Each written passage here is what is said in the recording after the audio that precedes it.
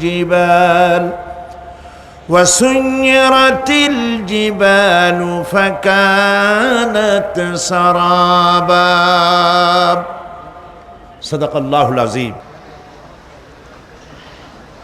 إن يوم الفصل كان ميقاتا নিঃসন্দেহে বিচারের দিনটি পূর্ব থেকেই নির্ধারিত হয়েই আছে।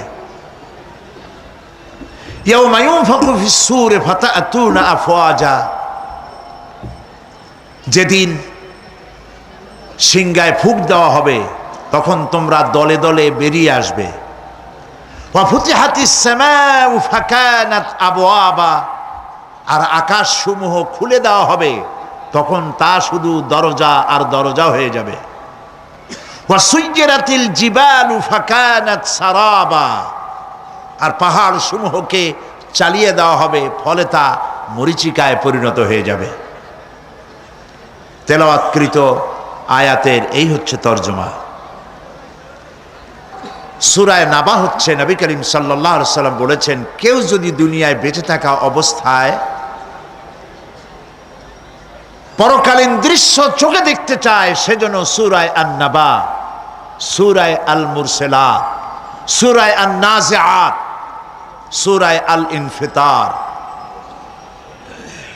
সূরা আত-তাকবীর, এই সূরাগুলি যেন পড়ে, তাহলে কিয়ামতের দৃশ্য নিজ চোখে অবলোকন করতে পারবে। সুবহানাল্লাহ বলেন। পরকালীন জীবন সম্পর্কে কোরআন যেসব যুক্তি পেশ করেছে তা হলো আল্লাহর এসব কিছুই বিচক্ষণতার বাইরে ছিল না, লক্ষ্যহীন এবং নিরর্থক নয়।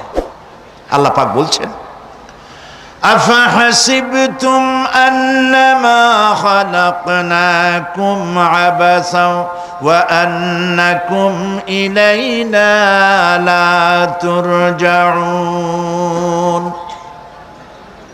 তোমরা কি ভেবেছো যে তোমাদেরকে সৃষ্টি করা হয়েছে খামোখা আর তোমাদেরকে আমার কাছে ফিরে আসতে হবে না? এটাই কি মনে করেছো?